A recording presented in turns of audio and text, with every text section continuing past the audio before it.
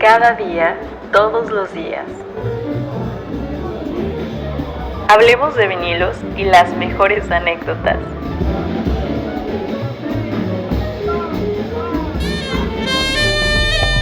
Con Eduardo Piastro.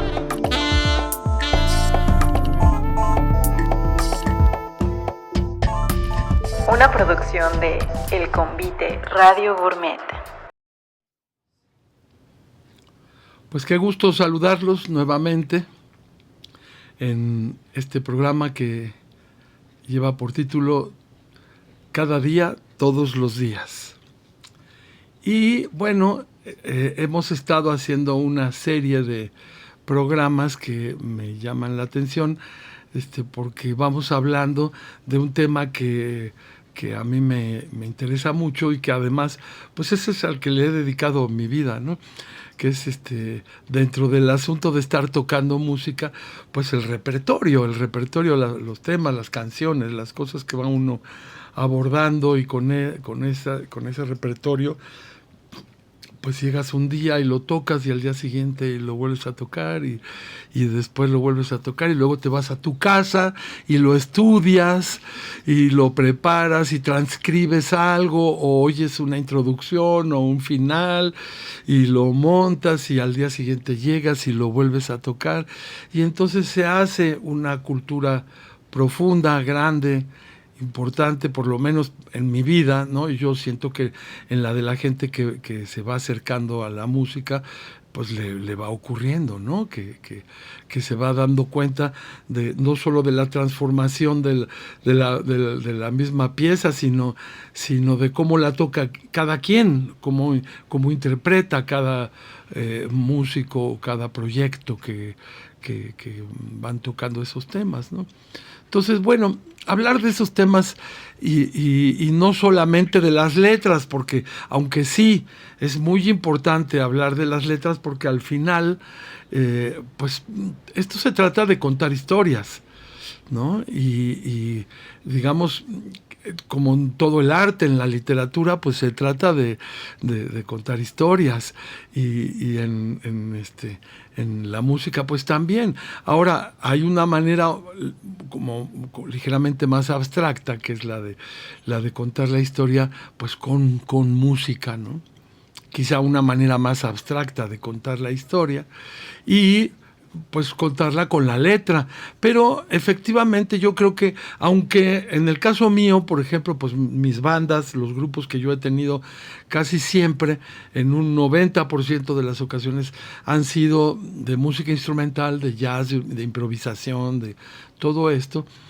De cualquier manera, sabes qué estás tocando y qué estás interpretando, y esas interpretaciones pues pasan por los repertorios de canciones.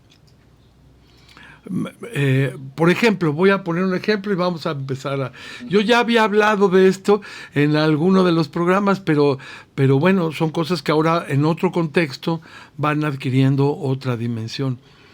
Está el tema de All of Me. Entonces, aquí yo tengo este diccionario en el que puedo dar un poco de la perspectiva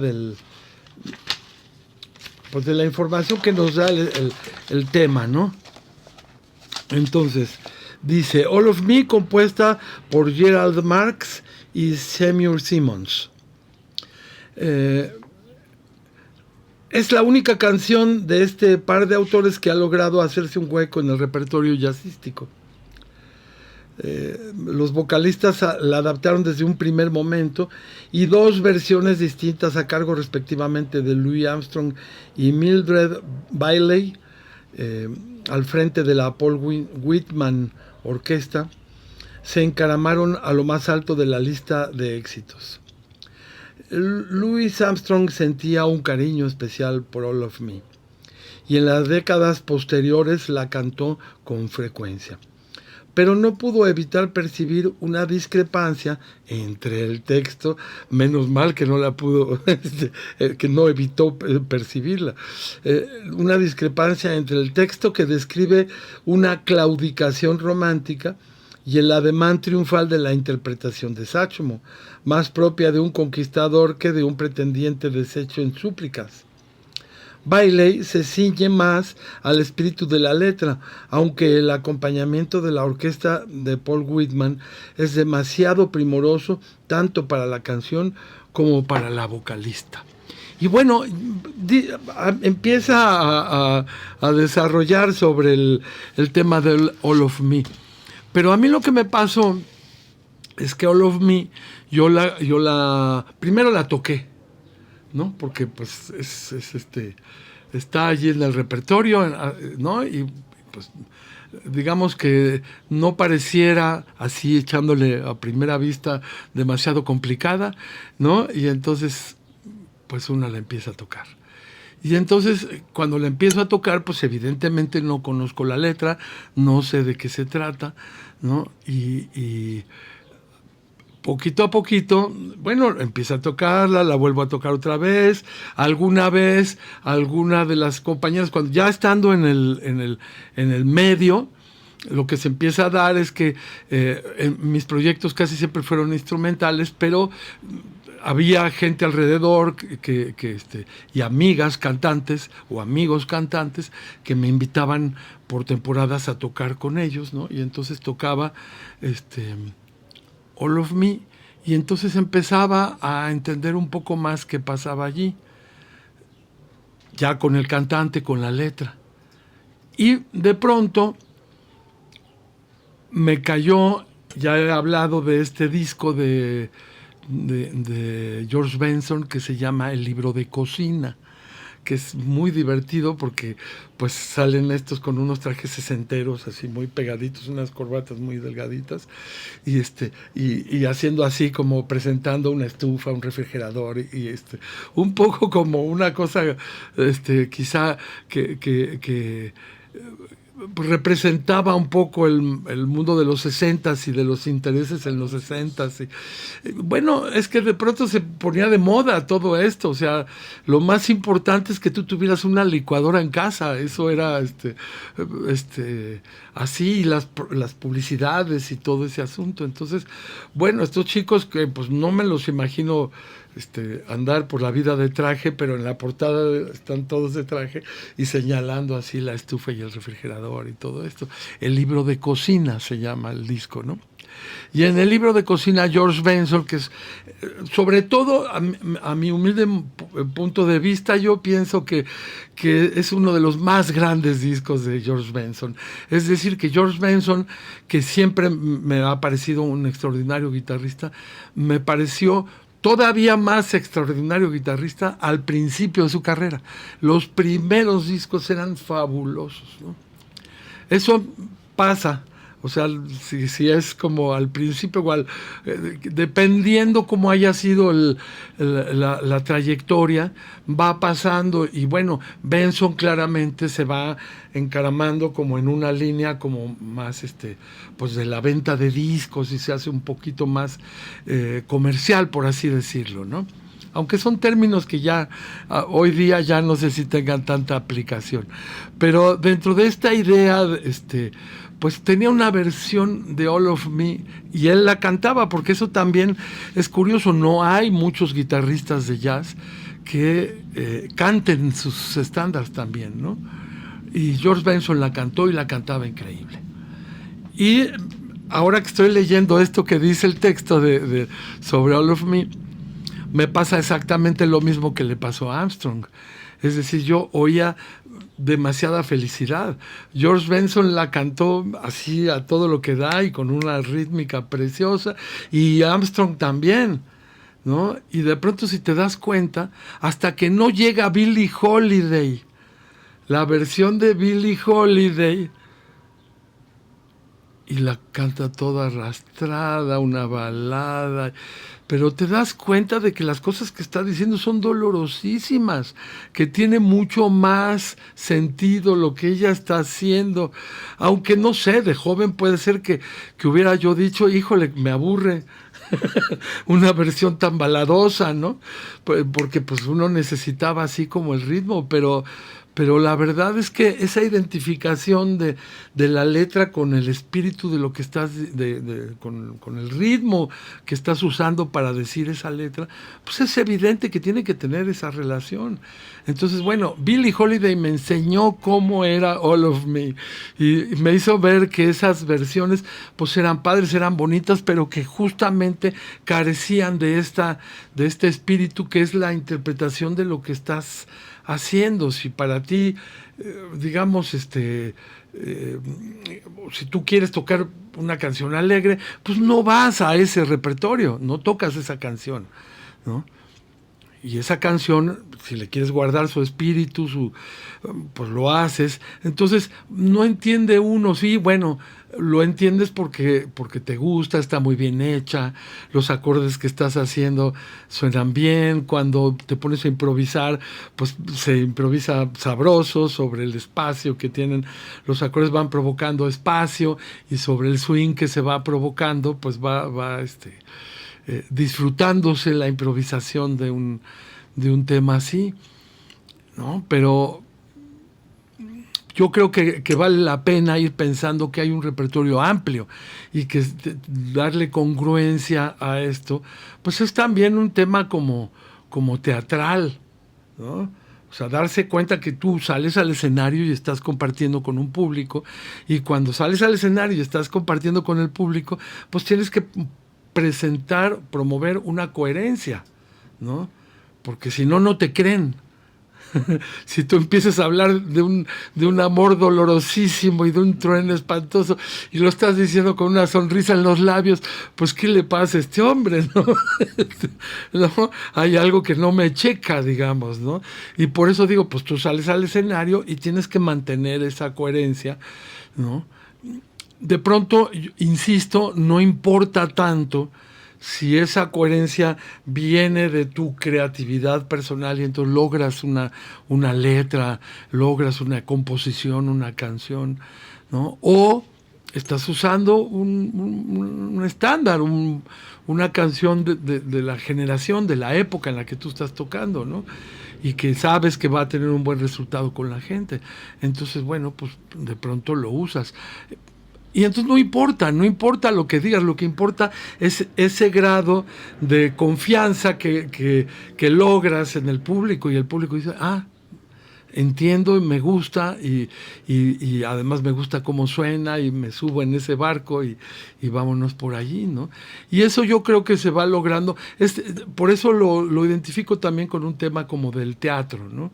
Como de salir a escena y tener una responsabilidad al salir a escena con lo que vas a hacer, con lo que vas a decir, incluso cómo te vas a mover, ¿no? Porque, digo, la verdad, mira, una de las cosas que he ido aprendiendo en este podcast, en algún momento, claro, porque aquí estamos bien, ¿no? Estamos en casa, uno se siente bien, y entonces de pronto se te olvida el tema del podcast, y yo estoy platicando, y entonces quiero decir algo y me pongo a buscar, y ya cuando veo el programa, digo, es que perdiste un minuto de silencio. Ahí, digamos que no es algo que alguien que tenga colmillo para hacer programas va a hacer, ¿me entiendes?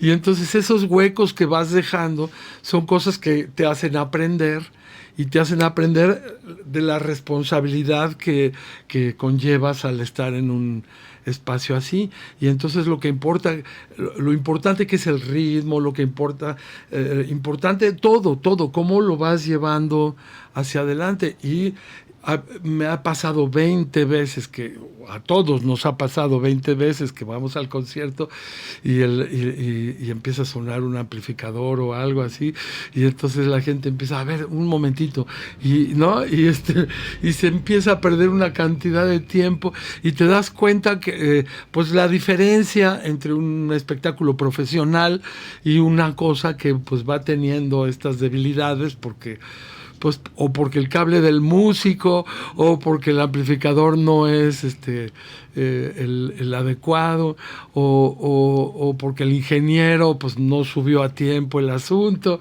¿no? O sea, como les contaba, ¿se acuerdan que les contaba que me salí del concierto de Jeff Beck porque es que estaba fuertísimo, pero no solo era fuerte porque me dolían los oídos, estaba fuerte porque me dolía el cerebro, así me entraba, y entonces dices, no, eso no puede ser, no, y eso, incluso yo pienso que no creo que haya sido Jeff Beck, ¿no?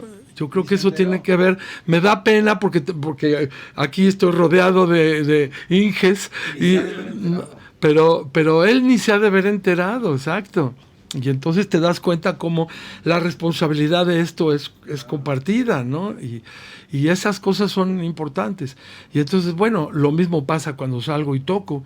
Y entonces si de pronto, pues hay muchos músicos de jazz que empezamos a buscar en el libro, a ver, ¿qué toco? ¿Cuál? Y entonces le preguntas al de junto, ¿y cuál? Y entonces empieza. O otra que me acuerdo que nos pasaba, ¿no? Que te dicen tal rola, y entonces como la empieza a tocar como para recordarla, ¿no? Y entonces es así, y entonces me acuerdo que una vez furioso el saxofonista volteó y me dice, mejor otra, ¿no? Porque esa ya la tocaste. ¿No? Gracias. ¿No? Y entonces, bueno, sí, entender lo que significa esta comunicación, esta interacción y este grado de profesionalismo, ¿no? Entonces, bueno, All of Me es una pieza evidentemente triste, con una letra profunda, complicada, y si digamos, escuchas las versiones que hay, te vas a dar cuenta que unas están más acordes a esta idea y otras menos acordes a esta idea, ¿no? De cualquier manera, yo la pasé muy bien, o la he pasado muy bien tocándola, porque me parece que pues los cambios armónicos, el swing que puede llegar a tener, es como, así hablando como un poquito más técnicamente, es rara porque plantea, como no lo hacían las músicas de la época, pues no sé, de los 30, 40, plantea, aquí podemos ver más o menos en qué año, pero fíjate, no, porque, bueno, sí, aquí dice, Louis Armstrong en el 32 ya la estaba tocando Armstrong, ¿no? Entonces sí, es una pieza de ese momento, ¿no? Y entonces, bueno, yo siento que viniendo de la tradición de Gershwin y de pues Roger Sanhart, o de los de las comedias musicales y toda esa gente, no había tanto espacio en las canciones. O sea, había como un acorde, el otro. Y entonces, este tema del espacio, de los acordes, ¿no? Del espacio rítmico, armónico de la pieza, me parece importante porque digamos que sí es una de las características de las épocas diversas. Entonces, cuando tocas música más moderna, digamos, por ejemplo, voy a hablar de un compositor como Horace Silver, pianista de, no sé, los 50, 60 del jazz, pero ya más bien catalogado hacia el hard bop, no propiamente en el bebop, pero con un montón de composiciones, un cuate prolífico, así, una tras de otra, y algo que notas en sus composiciones son los grandes espacios que va teniendo. O sea que un solo acorde puede durar 4 compases. Y luego viene otro acorde de 4 compases. Y eso me da la impresión de que es una de las características notables de la diferencia entre composición tradicional y composición más, pues, bueno, con la idea más moderna, que efectivamente usas la palabra adecuada, abierta. Es decir, la música se va abriendo. Mientras más acordes tiene, pues más cerrada, ¿no? Y además parece, te lo voy a decir desde un punto de vista del músico, pareciera que tocar muchos acordes debe ser muy difícil y tocar pocos acordes debe ser más fácil.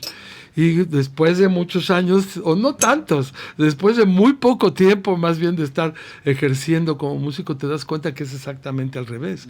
Que tocar muchos acordes es muy fácil porque pues nomás estás tocando lo que el papel dice, ¿no? Tú sigues órdenes como sí, capitán, sí, mi capitán, y ya está. Pero cuando tienes espacios así, pues tienes que saber qué hacer, ¿no? ¿Qué hacer con 4 compases de un solo acorde? ¿Cómo moverte dentro de ese acorde? Entonces me parece que filosóficamente también tiene ese sentido, se entiende que es mucho más complicado, ¿no? Y entonces All of Me tiene espacios, tiene muchos espacios y va un poco, digo, no tantos como los que cuento de Horace Silver, pero tiene muchos espacios. Y muchos más que Gershwin y que Rogers and Hart y que Cole Porter, muchísimo más, ¿no? Entonces, eso hace que sean temas que a la gente le guste tocar porque van sembrando la diferencia en cada generación, ¿no? Entonces, se me hace atractivo. Se me hace atractivo, pero pues no me importa que hable de cosas tristes, yo lo voy a tocar alegre. Y entonces así empieza todo ese cuento, ¿no? Hasta que llega un punto en el que oyes, no sé, los discos que te matan, los discos que me matan, tienen esa congruencia, ¿no? Las versiones que me importan tienen esa congruencia, ¿no? No se trata de música prendida o música apagada, como si fuera un switch, así vamos a prender el switch o a apagar el switch. No, porque esta es muy lenta y entonces el switch está para abajo. Y esta está muy rápida, entonces muy emocionante y va para arriba.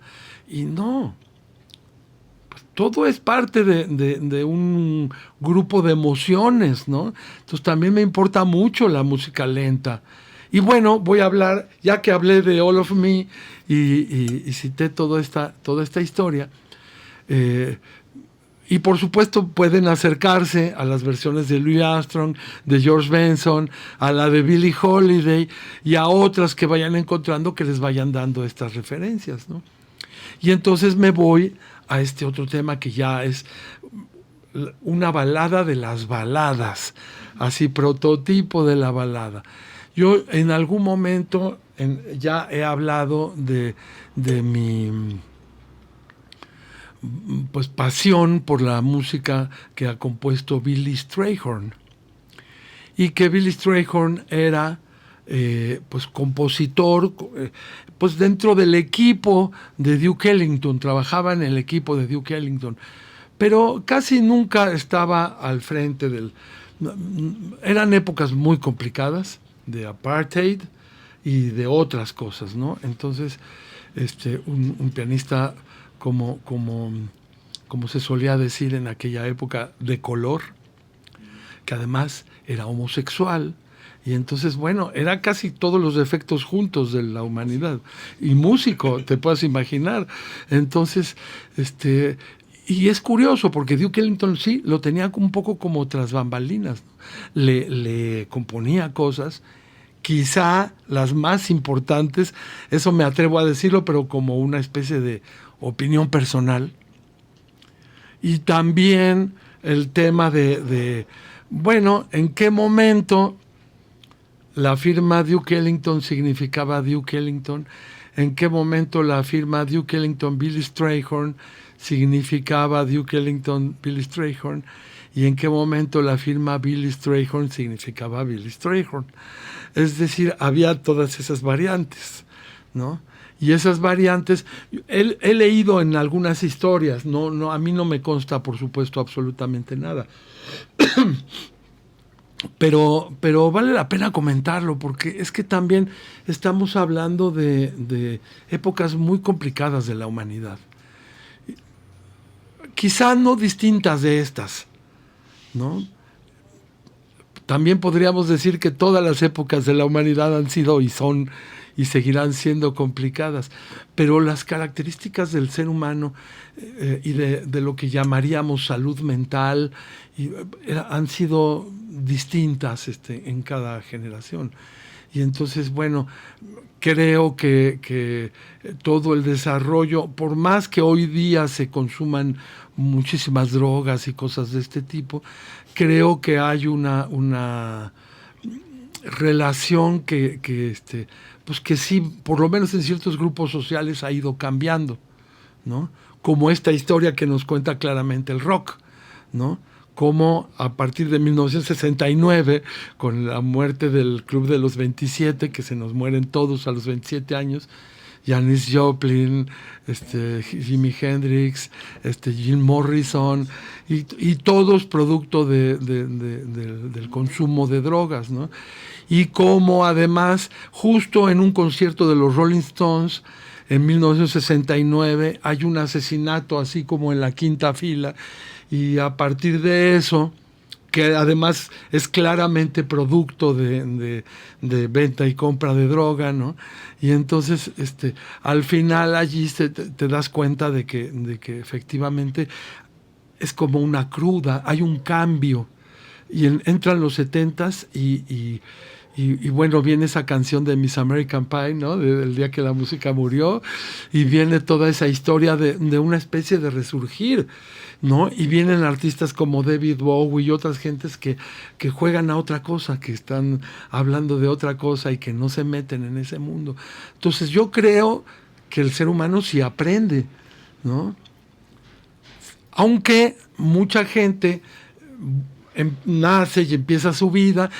Los seres humanos solemos cometer un error, ¿no? Que años después lo vamos cambiando, que creemos que la vida comienza cuando nacemos, ¿no? Y entonces cuando vamos entrando en la vida nos vamos dando cuenta que no, que hay un montón de cosas antes y que ese montón de cosas antes definen mucho de lo que está pasando hoy día, ¿no? Entonces la capacidad de aprender de la historia pues es una capacidad que se reconoce como parte de la historia del ser humano, ¿no?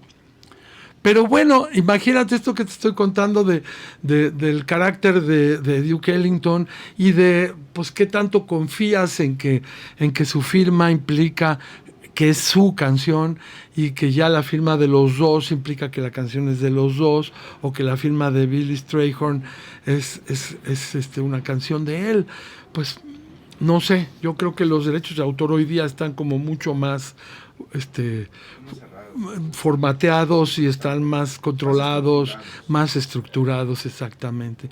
Y entonces en aquella época pues no tanto. Y además así la gente con cierta generosidad decía, ay, bueno, no importa, ¿no?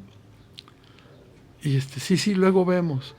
Y entonces te voy a poner un ejemplo. Una canción que les suplico escuchen de Duke Ellington en Spotify o en Apple Music, en donde quieran, o en YouTube mismo, tiene que ver con un tema como más religioso. Duke Ellington tuvo en una época un asunto como más religioso, y entonces hay como discos, música dedicada a eso, ¿no? Y entonces esta se llama Heaven, así como cielo, pero no cielo de sky, sino de heaven, como de eternidad, como de así, ¿no? Híjole, qué música. Y está en el libro más elemental de jazz. Lo que pasa es que es lenta, es profunda, tiene unos acordes maravillosos, y yo siento que te juro que no he oído a casi nadie tocando ese repertorio, no tocándola, ¿no? Perdón. Yo me decidí a tocarla porque esta es otra anécdota que puedo contar y que les quiero contar, que ya la he contado quizá, el tema de Miguel Covarrubias, ¿no? El asunto de que se hizo hace no más de un año una exposición en el Palacio de Iturbide, en el centro de la ciudad, en la calle de Madero, sobre Miguel Covarrubias. Y Miguel Covarrubias, pues resulta que era un jovencito de 23, 24, que tenía una historia aquí en México de entrar en los cafés donde los intelectuales, donde los escritores y estas gentes hacían sus reuniones, tertulias y demás, y los dibujaba, iba dibujando a todo mundo. Entonces, pues y eran unos dibujos portentosos, maravillosos. Entonces, aquí se me escapa un poco para que yo pueda contar con contundencia el nombre de este escritor, pero un escritor que ya vivía en Nueva York en 1920, una cosa así, y que pues prácticamente lo descubrió, lo vio en el cafecito dibujándolo y se lo llevó. Le dijo, vente, tú no tienes nada que hacer aquí, pidiendo lanita por tus dibujos, y en Nueva York vas a hacer una gran cantidad de cosas. Y a los 22 años ya estaba trabajando para la revista Vogue, ¿no? Y esto gracias a este contacto, porque este escritor tenía una librería en Nueva York. Y entonces a partir de ahí se van dando los contactos, me lo contratan y se me va para allá. Pero entonces resulta que, y todavía no estaba el jazz, o la historia del jazz, todavía no tenía la fuerza y la presencia que se necesitaba o que llegó a tener después en Nueva York, porque fueron como migraciones. Ese jazz que empieza por allí al principio del siglo en Nueva Orleans, después cuando llega la Primera Guerra y Nueva Orleans se convierte en zona pues militar, estratégica, pues los grandes tugurios y fiesta que hay ahí, pues se tienen que ir y se van a Chicago. Y entonces llegan a Chicago y ya para un poquito antes de los 20 ya estaban acomodados en Chicago. Y entonces en Chicago fue la gran historia de los años 20, ¿no? Y no es sino hasta el final de los años 20 que precisamente por el tema de la mafia, de las mafias y todo esto, hay una segunda migración y la gente sale de Chicago porque ya tampoco pueden estar. Cuando empiezan a balacear así antros enteros y ya los músicos los ves debajo de las baterías y así, pues se tienen que ir. Y se fueron. Y llegaron a Nueva York, ¿no? Y bueno, además está como muy documentado el día que Armstrong decide salir de Chicago y llegar a Nueva York, y todo lo que pasó y todo lo que ocurrió en Nueva York y toda la gente que lo fue a ver en Nueva York y todo lo que empezó a pasar en Nueva York. Pero Nueva York hasta el 27, 28 no estaba posicionado como un gran espacio. Sin embargo, pues no, hombre, la historia, había grandes pianistas y grandes músicos que como Duke Ellington, que estaban surgiendo ahí en Nueva York, ¿no? Entonces, a ese Nueva York fue al que llega Miguel Covarrubias. Y entonces, bueno, es paradójico, no lo sé. No sé cómo podría yo darle un adjetivo. Que la imagen más importante que por lo menos en ese momento tiene el jazz y todos sus carteles y todos sus iconografías son de un mexicano tan joven como Miguel Covarrubias. Y luego Miguel Covarrubias es extrañísimo porque quién sabe qué tanta cosa hizo después, porque además de sus dibujos y su iconografía, porque acá tenemos el Teatro de la Danza del Centro Cultural Universitario de la UNAM, que se llama Miguel Covarrubias, y vete tú a saber qué relación tuvo Miguel Covarrubias. Supongo que en algún momento pues, se convirtió en funcionario o algo así, y pasó por allí, y entonces trabajó para la danza y logró grandes cosas para la danza, y al final pues el Teatro de la Danza le llaman Miguel Covarrubias. Entonces todo lo que tiene alguien en su carrera pues es Mira, a mí me llegó esa vez que me invitan a tocar a la exposición que se organiza, que Banamex organiza, si se puede decir, o no sé si se pueda, pero ya lo dije, que organiza Banamex ahí en el Palacio Iturbide, una exposición impresionante. Se traen cuadros se logra una cosa muy, muy, muy profunda que estuvo un buen rato expuesta ahí en el Palacio Iturbide. Y entonces, pues, digamos, como parte de este proyecto, me invitan a tocar y a poner un repertorio y a hablar un poco de pues, las distintas épocas de Miguel Covarrubias y de las distintas épocas, sobre todo del jazz en Nueva York, ¿no?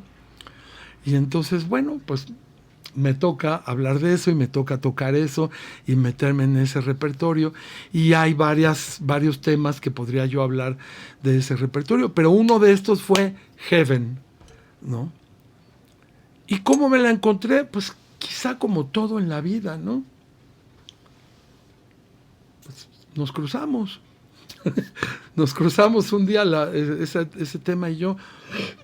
Además hay algo que a mí sí me gusta mucho decir, porque siempre se habla de la gran tradición oral y todo esto, pero la gente que leemos música, a veces nos topamos con la música a partir de leerla, ¿no? No siempre fue primero la escucha, ¿no?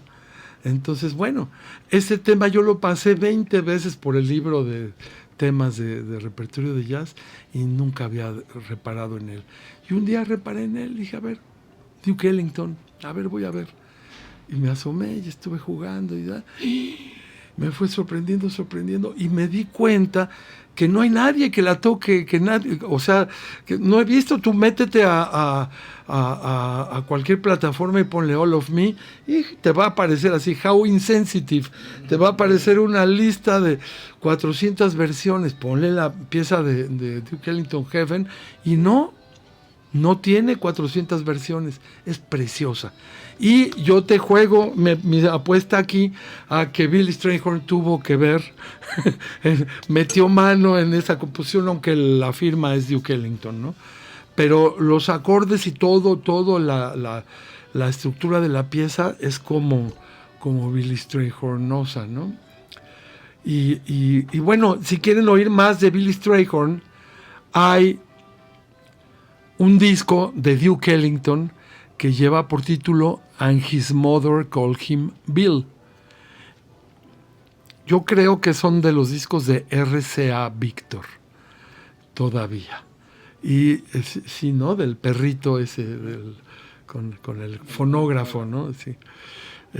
De RCA Victor. Y ahí está el disco de And His Mother Called Him Bill. Tiene canciones hermosas, casi todas, o todas más bien, de Billy Strayhorn, interpretadas por la orquesta de Duke Ellington.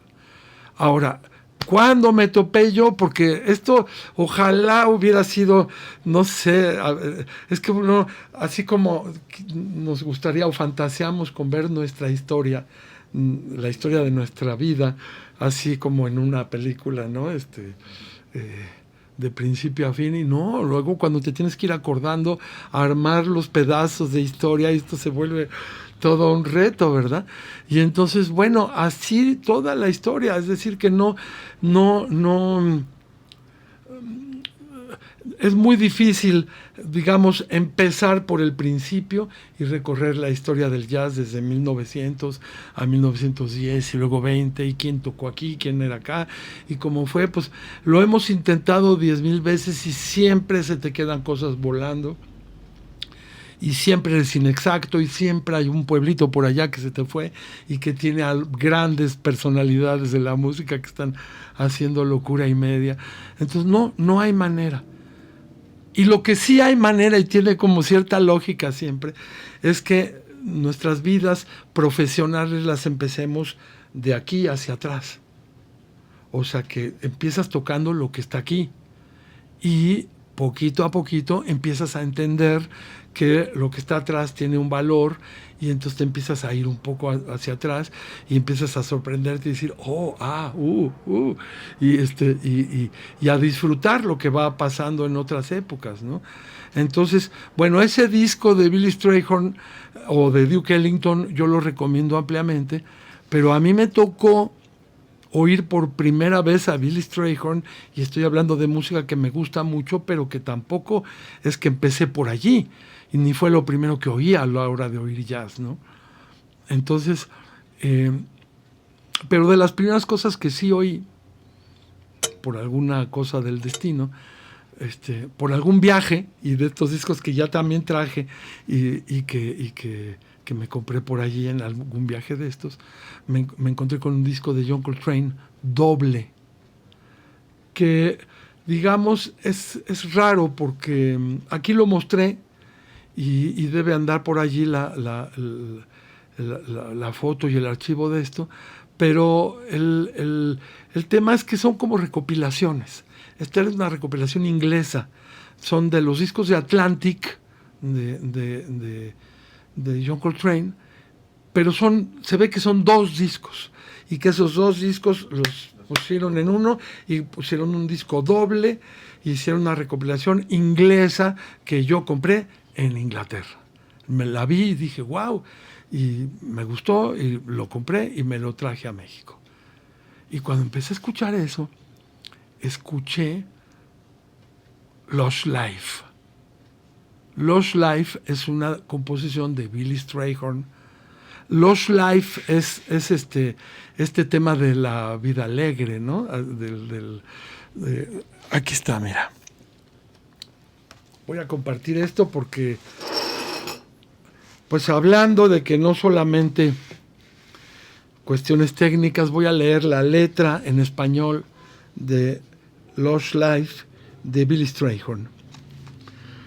Solía visitar antros de la vida alegre, lugares donde pase lo que pase, la gente se relaja porque siente la vida.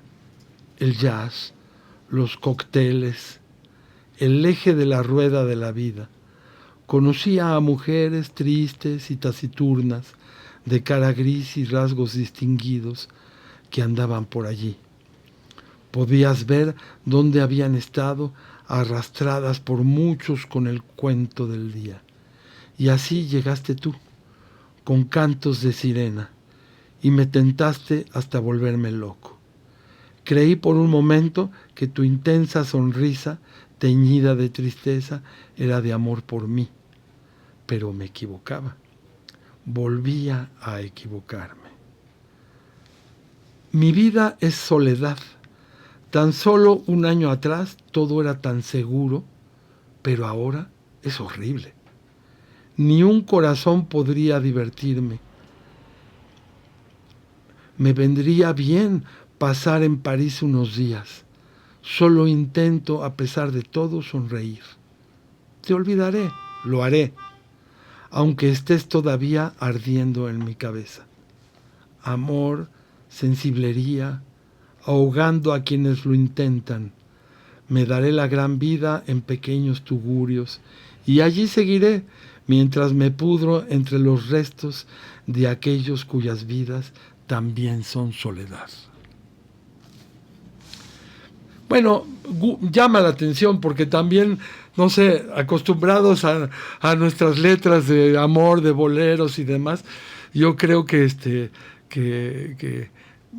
son pura belleza, ¿no? Y de cualquier manera, déjame decirte que tengo un libro allá en casa que algún día me traeré, mostraré y compartiré con ustedes de puras letras de boleros. Y por supuesto que los boleros hablan de todo, de amor, de desamor, de esto, del otro, pero es como lo que hablábamos antes de empezar, ¿verdad? Que los países a veces, las culturas a veces nos vamos haciendo de una misma manera de decir las cosas, ¿no? Y entonces hablaba yo de que de pronto puedo estar equivocadísimo, puede ser un juicio muy apresurado, y quizá lo sea, ¿no? Pero de cualquier manera no importa, hay que decir las cosas porque me puedo estar equivocando, pues alguien que me corrija, yo encantado.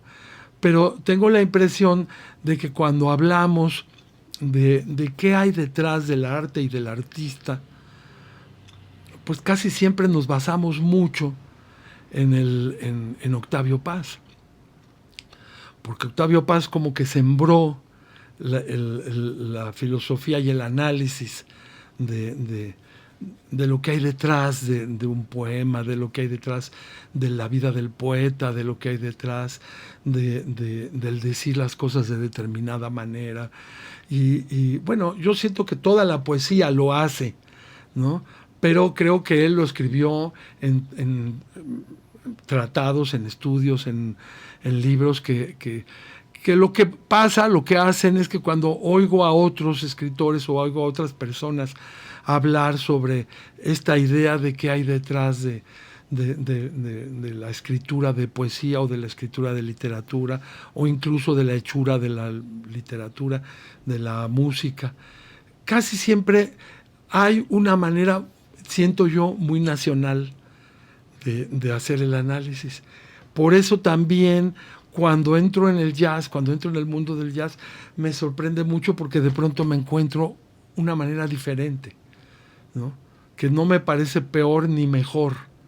Y entonces cuando digo no es la del bolero, no quiero decir que sea mejor que la del bolero o peor que la del bolero, no.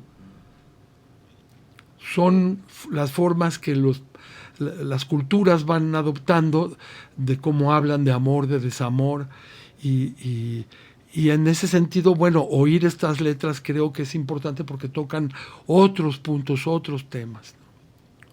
Eso me pasó, ya lo hablábamos en el programa anterior con el libro de Brad Meldó y se los mostré, ¿no? Que estoy leyendo y voy lento, o sea que no crean que puedo hablar muchísimo de esto, ¿no?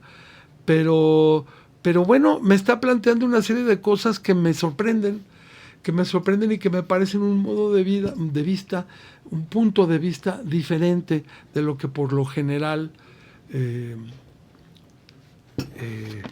escuchado o tengo, ¿no? Entonces yo voy a seguir leyéndolo y no voy a ahondar en esas diferencias porque creo que todavía me falta mucho para seguir asimilando lo que estoy leyendo. Yo les quiero decir que como mi celular estaba descargado, lo dejé por allí abandonado y entonces no tengo una gran referencia del tiempo que estamos llevando a cabo. Entonces que me gustaría saber, que me digan ustedes. Todavía tenemos un ratito. Me voy con su permiso, aunque me critique yo a mí mismo, voy a interrumpir para tomar un traguito de Café Express y Chaser, porque el Chaser después es importante.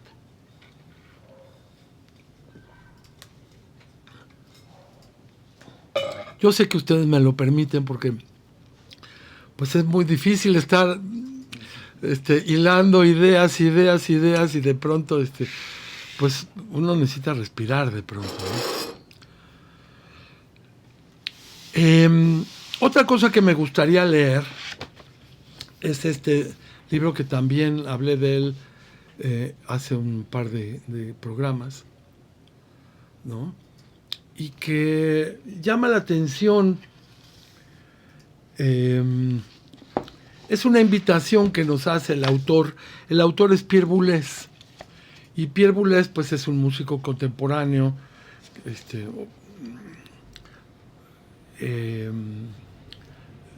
que por allá de los 60 pues hizo este libro que resultó, pues, se llama Puntos de Referencia y que resultó muy importante para analizar sobre todo las nuevas músicas.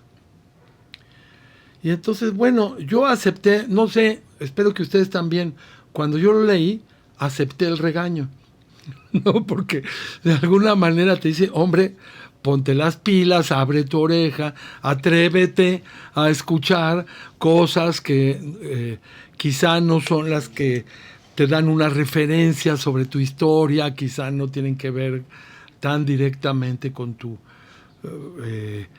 historia de vida, con tu pasado, con tu presente, pero pues atrévete, no está de más. Y eso me gusta mucho porque efectivamente nunca vamos a dejar de plantear que la vida tiene, que la música tiene esos dos ejes principalísimos, que es toda la historia de la que estamos hablando y la música que está haciendo hoy tantísimo compositor de tantísima calidad, ya no digamos en el mundo, o sea, en la Ciudad de México, ya no digamos en la Ciudad de México, aquí en La Portales debe haber 40 que están trabajando fuertemente, y yo creo que vale la pena entender esto, ¿no? Y dar la oportunidad a esa música. Entonces dice Pierre Boulez: entre los aficionados de la cultura hay muchos que no desean cambiar sus hábitos. Lo sabemos muy bien. No renuncian de buen grado a los gustos que les inculcaron desde su infancia.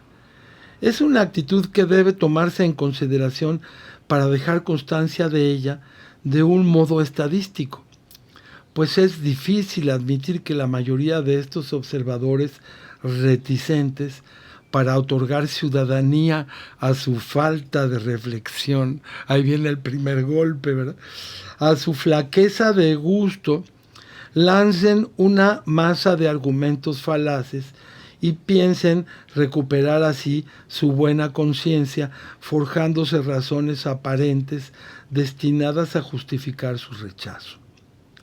Ante esta mala fe asentada con tal desvergüenza, nos vemos obligados a la réplica, aunque solo sea para reducir sus vacuas afirmaciones a la justa medida de sus ambiciones.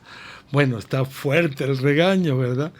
Y creo que bueno, poquito a poquito vamos a seguir leyendo este tipo de regaños y de comentarios, pero es que sí, tiene que ver con la idea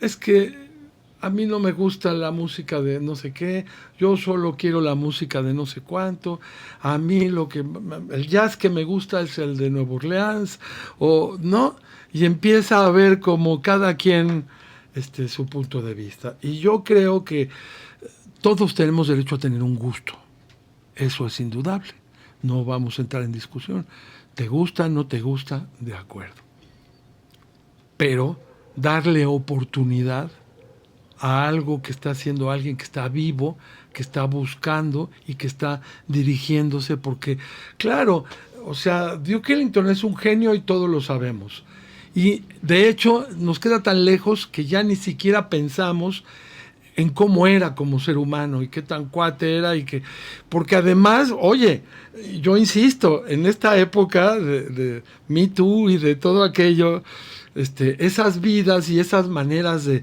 relacionarse entre hombres y mujeres no eran, o sea, yo creo que eran políticamente muy incorrectas y no hubieran aguantado el peso del siglo XXI, ¿no? Entonces, bueno, yo no soy de la idea de descalificar artistas porque en sus generaciones fueron de una manera o de otra, ¿no? Pero sí creo que muchas de estas personas no pasarían por estos tamices, reprobarían totalmente. Y entonces tengo la impresión de que, oye, pero no nos importa porque pues pasó hace tanto tiempo y no nos toca tan de frente, ¿no? Y en realidad eso es bonito, es importante. En el arte en general importa mucho más la obra que el artista, ¿no? Y la vida del artista se va perdiendo y al final lo que queda es la obra. Al final todos nos vamos a ir, pero dejamos una obra que vale la pena que la gente conozca, pero también vale la pena que la gente conozca lo que se está haciendo ahorita, porque eso que se está haciendo ahorita tiene ya el tamiz de lo que está ocurriendo ahora, y ya la aceptación o no aceptación de modos de vida y de conductas que antes no eran tan reprobables y que ahora no aguantarían ni una conversación, ¿no? Y entonces, viéndolo desde este punto de vista, yo creo que el valor que lo contemporáneo tiene es que es esto, que está hablando de esta identidad nuestra de lo que ocurre hoy día, ¿no? Entonces sí vale la pena darle oportunidad a todo esto, ¿no? Y bueno, ahí hay algunas estaciones de radio, algunas gentes, poquitas, pero hay gente preocupada por llevar adelante estas zonas de trabajo de composición contemporánea, ¿no? Y en este sentido todavía tenemos muchos invitados con los que platicar, porque al final tengo la impresión de que efectivamente esto sería muy apasionante, seguir hablando con gente que está produciendo hoy día y que está haciendo las cosas hoy día, y que no todo lo que estemos hablando sea referencia a una historia. Ahora, cuando yo abro a los que habré tenido 23 años, 24 años, se llama Real Book, nuestro diccionario de canciones. Cuando abres tu Real Book y dices, bueno, vamos a tocar esto, vamos a tocar esto otro. También hubiera querido que esa actitud hubiera tenido desde el principio todo el conocimiento de causa y toda la profundidad como para decir, no, mejor vamos a tocar esto o esto otro. Pero la verdad es que uno lo fue aprendiendo pues conforme se fue dando, ¿no? O sea, es como decir, mira, no nací en el Bronx, no tuve una guitarra desde los 2 años de edad, no, esa no es mi condición de vida, ¿no? A lo mejor sí hay quien la tenga así, bien por él, ¿no? Pero por lo general, pues yo, no sé, no es poca cosa, no, al contrario, soy un narvarteño que nació en la Narvarte y que la llevo en mi corazón, ¿me entiendes? Pero lo que me importaba en la Narvarte era más bien treparme por esos árboles que he visto que todavía tienen las hendiduras de donde poníamos los piececitos y íbamos trepándolos y pasar por las rejas donde los perros te ladraban horrible y te asustabas y salías corriendo, y las horas de deporte callejero y los vecinos y todo un mundo que pues llevó la infancia de todos. Ahora que estoy leyendo el de Brad Meldó, ¿tú crees que es distinto? No es distinto, no es distinto. Bueno, tiene algo que es muy bonito y es muy profundo, que sus padres cuidaron que tuviera una formación musical desde muy pequeño. Pero fuera de esa característica que puede ser una característica personal, individual, ¿no? Cuando mis padres decidieron acercarme a la música y permitirme tomar algunas clases, qué sé yo, pues yo ya tenía 9 años, ¿no? No 4, no 5, ¿no? Y entonces, bueno, pero eso es también por el mundo y por la velocidad y las cosas que cada familia tiene que hacer y cómo está cada quien metido en su mundo, ¿no? No hay más que eso, ¿no? Entonces no vamos a culpar a nadie, desde luego. Simplemente pues, estamos invitando a la idea de que sea nuestra escucha la que vaya eligiendo nuestros gustos, no solo la historia, no solo lo que hemos oído, ¿no? Entonces, bueno, vamos a acabar con otra y yo creo que todavía tenemos tiempo para hablar de otro tema.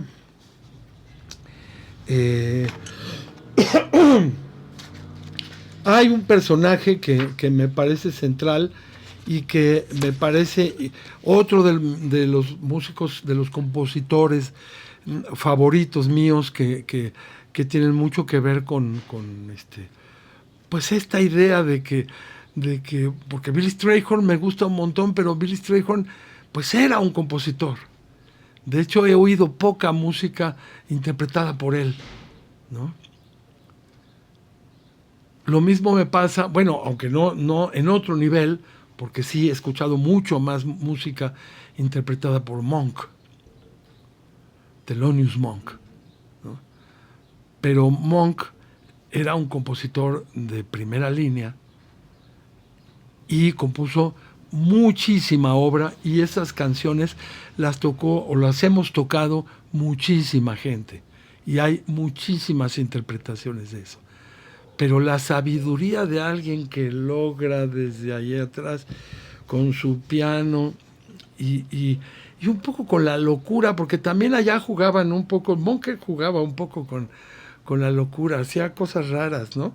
¿No han visto videos donde está tocando y de pronto viene el solo del saxofón y entonces él se para del piano y luego da como 2 o 3 vueltecitas así alrededor de sí mismo, como en un círculo, y regresa y se sienta y luego toca, tiene un anillo enorme y entonces a la hora de sus acordes, pues nunca sabes en qué momento el acorde es el que estás oyendo o el que estás oyendo es como un sexto dedo, el anillo, ¿me entiendes? O sea, y entonces claro, cuando hace unos acordes que son todavía nos debatimos los músicos en el análisis de tratar de entender los acordes de Thelonious Monk porque eran imposibles, ¿no? Entre el anillo, la locura y la manera de concebir, ¿no?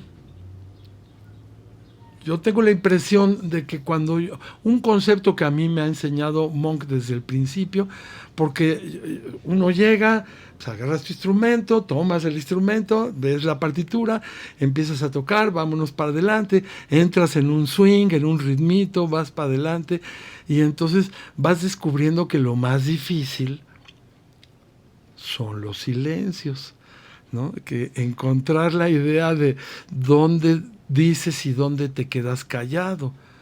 Los silencios se escuchan. Es que si no, ¿sabes qué pasa? Que hacemos una trampita los músicos que podemos compartir con el auditorio, porque pues ya está en edad adulta el auditorio y puede entender, ¿no? Que efectivamente a veces usamos la música que estamos tocando, sobre todo los improvisadores, para contar los tiempos. Entonces, si tú necesitas ir estructurando tu cuenta para no perderte entre compases y que se te vaya desestructurando la forma de la pieza, entonces lo que haces es no dejar de tocar porque eso te va ayudando al tico, es como un sonsonete que va ocurriendo y que ese sonsonete te ayuda a sentir que estás ahí como dentro del juego, ¿no? Entonces, de pronto parar, decir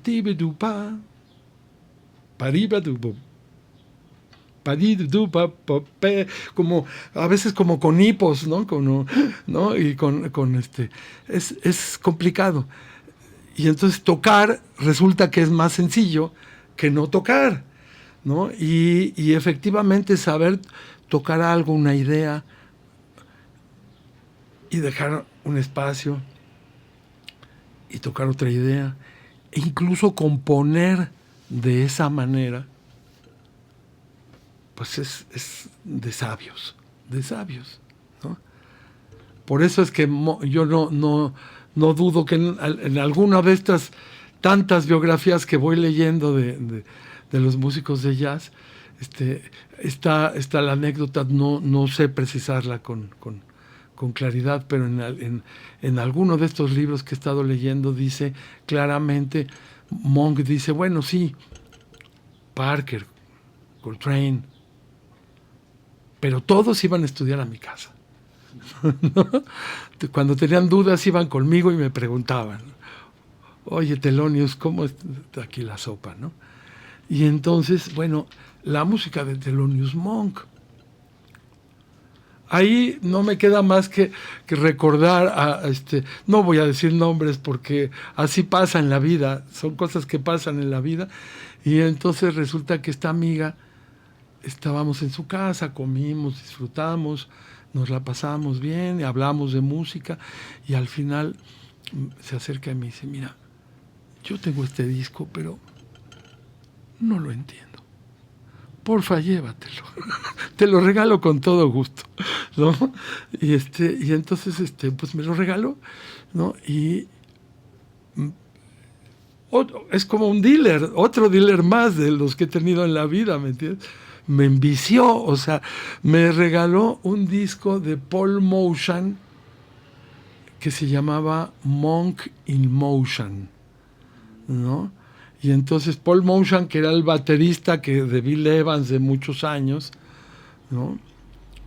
y que después empezó a hacer grandes discos, y que luego se fue a la marca esta de Winter and Winter, que era la marca de las últimas ediciones que hubo físicas, ya sin contaminar, pues hechas todas de cartón, con toda una visión ecológica del disco, muy interesante, y allí estuvo grabando mucho Paul Motian, que también grabó en ECM Records, mucho, ¿no? Y de pronto grabó este disco, Monk in Motion. Y entonces, bueno, unas versiones de las rolas de Monk. Yo sí siento, y eso lo tengo que poner en la mesa, y le dejo a cada quien que decida lo que quiere hacer. A mí me gusta mucho escuchar a Louis Armstrong, pero cuando escuché a Wynton Marsalis y a Ellis Marsalis juntos en dueto, trompeta, piano, en una colección de discos que se llama Standards Time. Yo creo que este Standards Time es como el disco número 3, el 4, no me acuerdo, tocando las canciones los temas de Armstrong. Se llamaba Big Butter and Eggman. Es que decían, había estas historias de los grandes ricos de la época de principios de siglo que iban caminando por la calle, iban repartiendo dinero o galletitas pero siempre vestidos de traje con la flor en la solapa y así, ¿no? Y entonces en esta onda y entonces a esto le llamaban el Big Butter and Eggman, ¿no? Era como un apodo que le tenían, y entonces Armstrong hace una canción fabulosa, y oírla con Armstrong es fabuloso, pero siempre hay una necesidad de entender, porque, no sé, primero porque el disco sonaba a acetato, entonces sonaba, y luego porque la manera de tocar de ellos, y en fin, yo creo que la traducción es como en cualquier arte importante. Es decir, que cuando la tocan Ellis Marsalis en el piano y Wynton en la trompeta, yo sentí algo que nunca antes había sentido por la música de Armstrong, ¿no? Y lo voy a confesar así porque así es. Digamos que lo otro me voy acercando porque conozco, porque me gusta, me dejo imbuir, pero yo también me pregunto con toda claridad, ¿cuánta gente el día de hoy llega a su casa y pone su disco de Louis Armstrong? Pues quizá gente de cierta edad que todavía tiene el recuerdo, ¿no? O, claro, las grandes obras que allí están. Cuando escuchas el disco de Armstrong y Ella Fitzgerald tocando por Jean Bess, cantando por Jean Bess, interpretando la gran ópera de George Gershwin, pues entiendo, o sea, ahí está. Pero ya también tengo de RCA Victor una colección así de 15 discos de Louis Armstrong, y yo siento que no la oigo con el fervor con el que la debería estar oyendo. Pero estas traducciones me han hecho muy feliz, y yo creo que la de Paul Motian respecto de Monk también, aunque oír a Monk es un placer porque justamente de él aprendes eso, a quitar en vez de a poner, ¿no? Notas. Pero las versiones de Paul Motian son grandiosas. Además, se junta unas bandas, unas alineaciones, así como, ¿no? De locura, y además muy vanguardistas, ¿no? Hay una que me encanta, un disco de Winter and Winter, que seguramente encontrarán en las plataformas, que se llama, espérame, ahorita me voy a acordar, pero es de Paul Motian, y pues se llama Electric Bebop Band. 2 guitarras eléctricas, 2 saxofones, bajo eléctrico y batería, ¿no? O O sea, una alineación así como que, ¿de dónde sacas eso, no? Y una interpretación que muchos de los temas que se tocan en esos discos se han convertido en mi interpretación favorita de esos temas, ¿no? Para cerrar, me quiero acordar mucho de un amigo baterista que por aquí anda, también además con mucho cariño y gusto por hacer radio y por hablar de discos, y que es Gabriel Puentes. Y Gabriel Puentes me hizo ver un día eso, porque yo quería tocar en un tema de Bud Powell, pianista de la era del bebop, que se llama Celia. Y entonces, muy serio, me preguntó, oye, ¿y qué versión te gustaría que tocáramos? ¿No? Y entonces eso me gustó mucho, porque pues es una persona que conoce, que dice, a ver, todo tema como Celia tiene una introducción, tiene una coda, tiene una forma, una manera de ejecutarse, tiene en fin, información de las diferentes versiones. Cada versión te da información sobre ese tema. Entonces, pues si yo tengo la referencia clara como músico de por lo menos 4 o 5 versiones que la tocan, pues dime tú, por favor, cómo te gustaría que la tocáramos, ¿verdad? ¿Cuál quieres? Porque... Y entonces yo le dije, pues mira, yo me vuelvo loco con la de Paul Motion, esa es la que está en mi oreja, ¿no?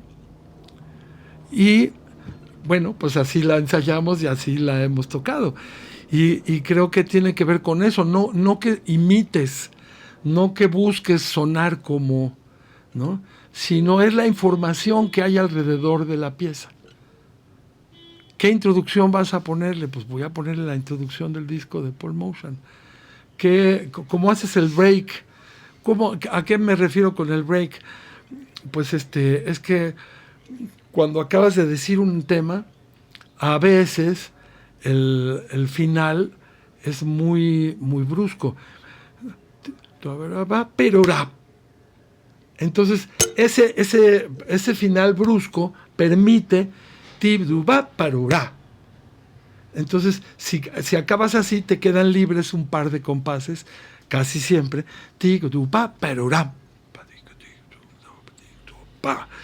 ¿no? Que el solista toma como anacruza, como antecedente para empezar su solo. A eso le llamamos solo break, ¿no? Entonces,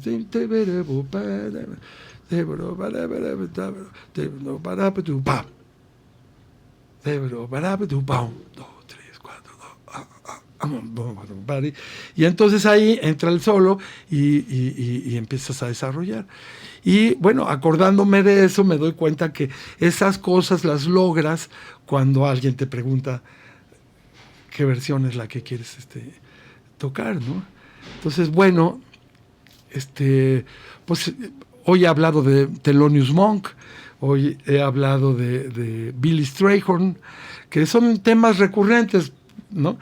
He hablado de Duke Ellington, he hablado del tema de All of Me, por lo tanto de Billie Holiday, de George Benson, pues no sé, otras versiones. He hablado leí un poco de Pierre Boulez, ¿no? Leí la letra de la canción Lost Life, y yo creo que así vamos avanzando en este maravilloso mundo que es el mundo de las piezas de jazz y de la cultura del jazz, que tiene piezas que desde luego pasan por toda una historia como la que venimos platicando, que además, siendo un posible protagonista Estados Unidos, de alguna manera nos damos cuenta que también es una sociedad que, independientemente de las políticas actuales, ha estado llena de gente de todas partes del mundo que va contribuyendo con su fuerza y con su claridad, pues las culturas, así como dices, no, pues es que el jazz, eso no es tan mexicano. Pues resulta que todos los pósters y toda la promo de 1922 del jazz en Nueva York lo hacía un mexicano, ¿no? Y entonces ahí te das cuenta que no, que en general tenemos una historia multicultural en el mundo y que esa historia multicultural pues es bella y hay que entrarle porque es muy fácil, con mucho desdén, decir, no, eso no me gusta o no lo conozco. Bueno, pues conócelo, ¿no? Con todo cariño, ¿verdad? Entonces, bueno, nos vemos pronto. Gracias una vez más, yo soy Eduardo Piastro. Cada día, todos los días, gracias a Sara, gracias a Memo, gracias al convite y nos vemos muy pronto. Hasta luego. Cada día, todos los días, con Eduardo Piastro. El micrófono se ha apagado. Es momento de despedirnos. Sintoniza la siguiente emisión.